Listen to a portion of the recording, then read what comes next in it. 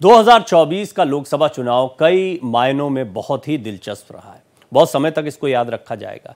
बहुत सारे मुद्दे उठे हैं, विपक्ष ने खुद को खड़ा करने की कोशिश की है। बीजेपी बहुत ज़बरदस्त ताकत के साथ लड़ रही है। बीजेपी ने भी कोई चूक नहीं करी है या कोई मौका नहीं चूका है जब वो किसी बड़े मुद्दे को लेकर ना आए। आपने देखा 370, राम मंदिर, ये बड़े मुद्दे थे जो लगातार उठाए जाते रहे। लेकिन जैसे जैसे आखिरी चरणों की तरफ चुनाव बढ़ा है, 4 चरण पूरे हो चुके हैं, पीओके का मुद्दा जमकर गरमाने लगा है। गृहमंत्री ने आज अपने इंटरव्यू के दौरान भी पीओके के मुद्दे पर बात कही है।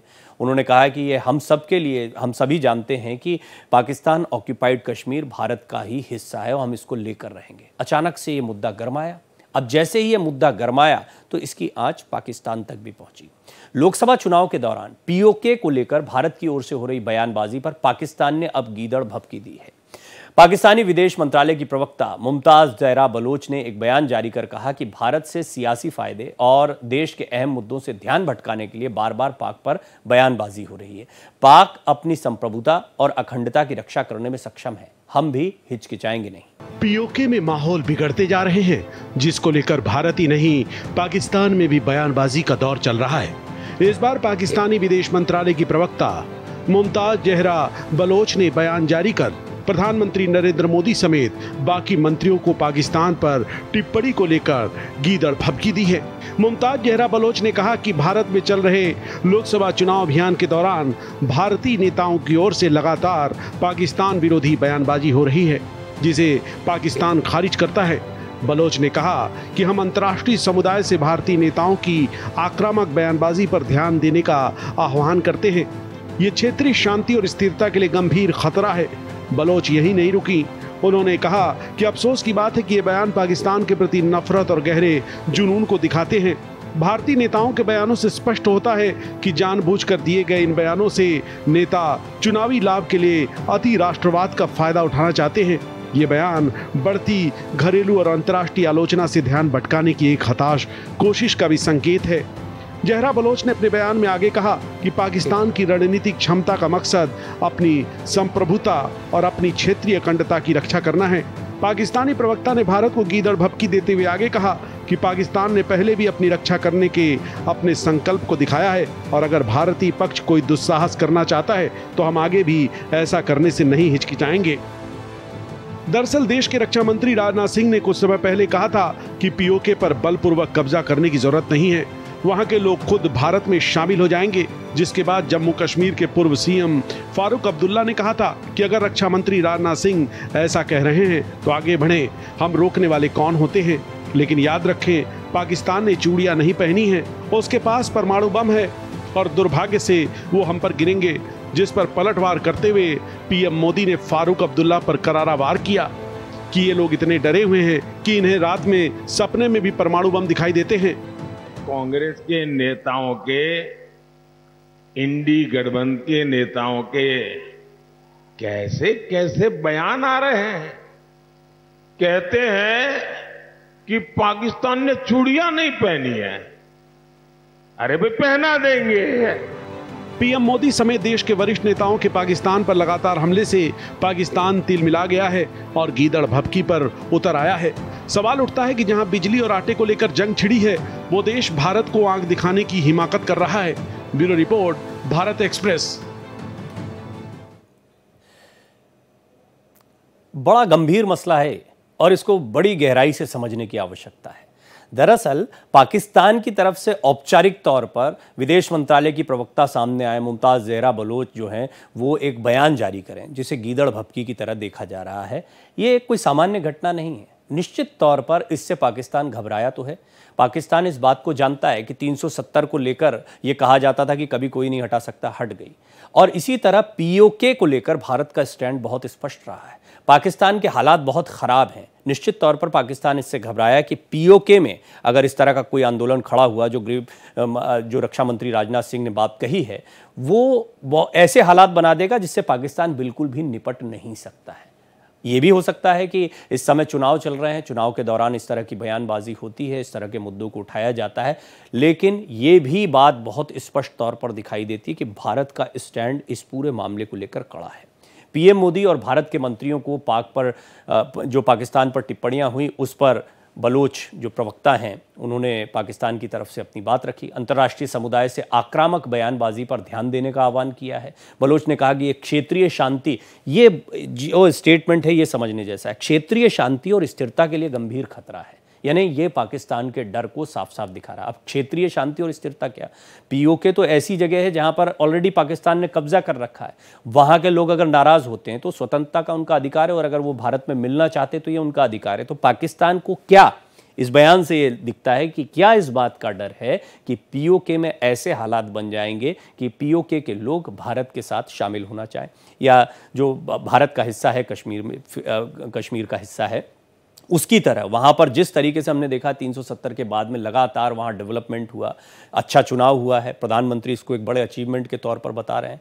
तो इससे भी ये बात स्पष्ट होती है कि पीओके पर इसका असर पड़ रहा है, और पीओके के लोग भी इसी तरीके से अपने यहाँ अमन बहाली चाहते हैं। वो नहीं चाहते हैं कि हमेशा सेना के साये में रहें, वहाँ के बच्चे पढ़ लिख नहीं पाएँ। ये कुछ डर हैं जो समझने जैसे हैं, और यही वजह है कि अब पाकिस्तान की तरफ से बयान आ रहे हैं, अंतर्राष्ट्रीय समुदाय से आह्वान किया जा रहा है, यानी वो अब दूसरी ताकतों की तरफ देख रहे हैं। अंतर्राष्ट्रीय राजनीति भी हम जानते हैं, अमेरिका जैसे देश जो भारत के दोस्त दिखाई पड़ते हैं, वो कई मुद्दों पर, आप चाबहार मुद्दे पर देख रहे हैं, अमेरिका ने अपना स्टैंड किस तरीके से दिखाया, क्योंकि उनकी पटरी नहीं बैठती है। तो भारत ने भी बहुत स्पष्ट संकेत कर दिया, हमारे मसले अपनी जगह हैं और भारत के अपने हित हैं। निश्चित तौर पर ये पीओके का मसला हो या कोई भी अंतर्राष्ट्रीय मसला होता है तो उसमें बड़े बड़े देश अपने हितों को साधने के लिए भारत के खिलाफ होते हैं, कभी किसी को अपने साथ कर लेते हैं और उसके बाद में गलत इस्तेमाल करते हैं अपने कामों को पूरा करने के लिए।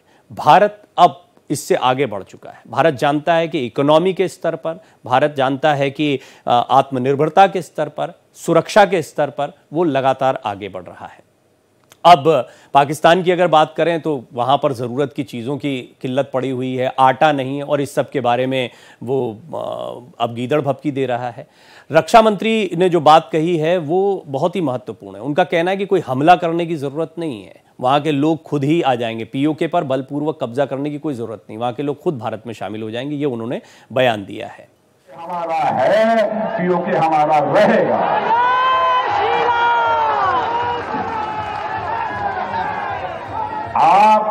आप चिंता मत करो, भारत की ताकत बढ़ रही है। भारत का डेवलपमेंट जितनी तेजी के साथ हो रहा है, भारत की प्रतिष्ठा अंतर्राष्ट्रीय जगत में जिस तरीके से बढ़ रही है, भारत की अर्थव्यवस्था जितनी तेजी से आगे बढ़ रही है, अब पीओके के हमारे भाई बहन स्वयं ही मांग करेंगे कि हम भारत के साथ रहना चाहते हैं। ये मामला भी ऐसा ही नहीं आया, इस पर फारूक अब्दुल्ला पहले बयान दे चुके हैं, हमने आपको उसके बारे में विस्तार से बताया कि फारूक अब्दुल्ला ने किस तरह चूड़ियों वाला बयान दिया था, करना है जो करिए, पाकिस्तान ने भी चूड़ियां नहीं पहन रखी। तो रक्षा मंत्री राजनाथ सिंह के पीओके के बयान पर फारूक के फिर बिगड़े बोल आया। अगर रक्षा मंत्री ऐसा कह रहे हैं तो आगे बढ़ें, हम रोकने वाले कौन होते हैं, लेकिन याद रखें पाकिस्तान ने चूड़ियां नहीं पहनी, उसके पास परमाणु बम है और दुर्भाग्य से वो हम पर गिरेंगे। ये एक तरीके से एक हिमायत दिखाई देती है, और निश्चित तौर पर इसीलिए इंडी अलायंस के नेता फारूक अब्दुल्ला उसका हिस्सा हैं। प्रधानमंत्री मोदी ने प्रहार किया, कांग्रेस पर भी किया, क्योंकि वो उस पर कोई बात नहीं कहते हैं। आइए सुनिए किस तरीके से जब भी इस पर कोई राजनीति होती है तो भारत में भी इस तरह के बयान आते हैं जो हताश करने वाले होते हैं। डिफेंस में सर कह रहे हैं तो करें, हम कौन से रोकने वाले हैं, हमें तो पहुंचेंगे नहीं। ये भी याद रखे वो भी चूड़ियां पहने हुए नहीं है, याद रखिएगा। उनके पास भी एटम बम है, ये याद रखिएगा। और अफसोस यह है कि वो एटम बम हमारे ऊपर ही गिरेगा। कई बार माहौल होता है, उस माहौल में कोई बयान दे दिया जाता है, सवाल पूछा जाता है, लेकिन ये कितना भारी पड़ेगा इसका अंदाजा इतने बड़े नेताओं को भी नहीं होता। फारूक अब्दुल्ला जैसे बड़े बड़े राजनेताओं को भी इसका अंदाजा नहीं होता है। इसको हाथों हाथ पकड़ लिया बीजेपी ने, और खुद प्रधानमंत्री मोदी ने मुजफ्फरपुर की बिहार की रैली थी, इस चुनावी सभा में उन्होंने करारा जवाब दिया कि ये लोग इतने डरे हुए हैं कि इन्हें रात को सपने में भी परमाणु बम दिखाई देता है। इंडी गठबंधन के नेताओं के बयान देख लीजिए, वो लोग कहते हैं कि पाकिस्तान ने चूड़ियां नहीं पहनी है। अरे भाई पहना देंगे, उनको आटा भी चाहिए, बिजली भी नहीं है, अब हमको मालूम नहीं था कि उनके पास चूड़ियां भी नहीं। ये बात प्रधानमंत्री मोदी ने कही, और ये बात सही भी है। फारूक अब्दुल्ला ये जो बात बोलते हैं इससे क्या साबित करना चाहते हैं? निश्चित तौर पर ये एक नकारात्मक संकेत जो है वो इंडी अलायंस के लिए देता है। वहीं पश्चिम बंगाल के हुगली में गृह मंत्री अमित शाह ने चुनावी सभा को संबोधित करते हुए विपक्ष को चेताया।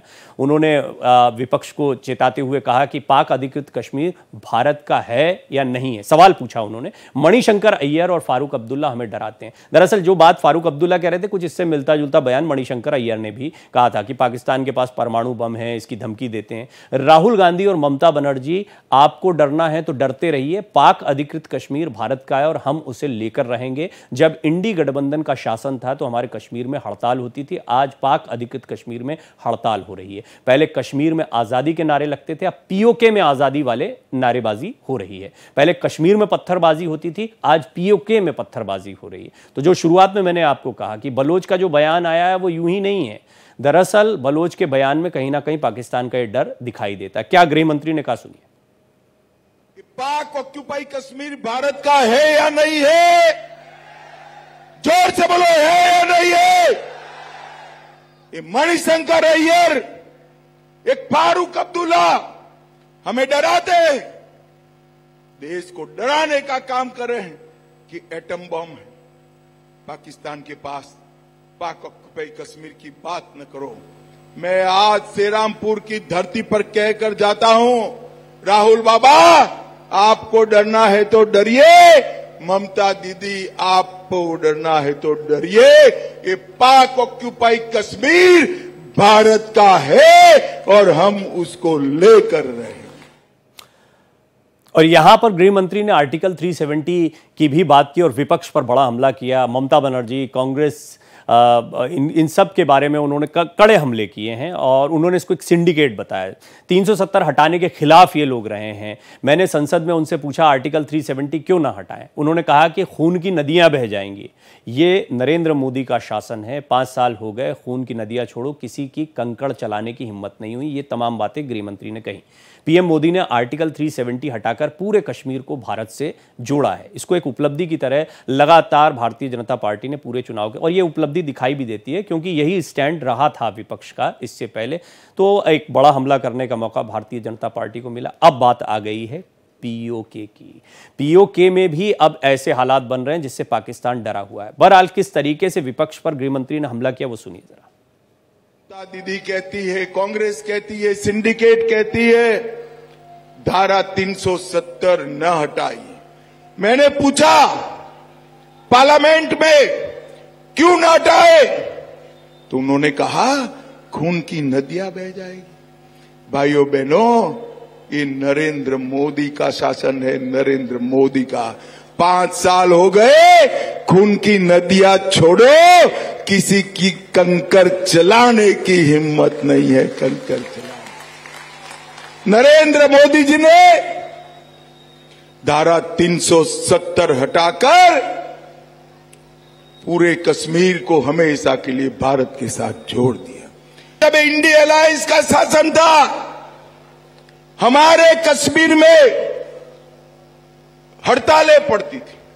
आज मोदी जी का प्रभाव देखिए, कश्मीर के भारत के हिस्से में हड़ताल नहीं होती है, पाक ऑक्यूपाई कश्मीर में हड़ताल होती है। पाक कॉपी को पहले नारे आजादी के यहां लगते थे, यहां पर आजादी के नारे लगते थे कश्मीर में, अब पाक ऑक्यूपाई कश्मीर में आजादी के नारे लगते। पहले यहां पत्थरबाजी होती थी, आज वहां पत्थरबाजी होती है। पीओके पर बहस शुरू हो गई है भारत में, जमकर बयानबाजी हो रही है। पाकिस्तान इससे किस तरह परेशान है ये आपने ब्रेक से पहले देखा। पाकिस्तान की तरफ से बयान आ रहे हैं, उनकी प्रवक्ता कह रही हैं अंतर्राष्ट्रीय समुदाय इस पर ध्यान दे, और भारत की तरफ से स्पष्ट तौर पर कहा जा रहा है 370 हटने के बाद जिस तरह कश्मीर में पत्थर चलने बंद हो गए, पीओके में भी मांग उठ रही है, अब हड़ताल वहां हो रही है, पत्थर वहां चल रहे हैं।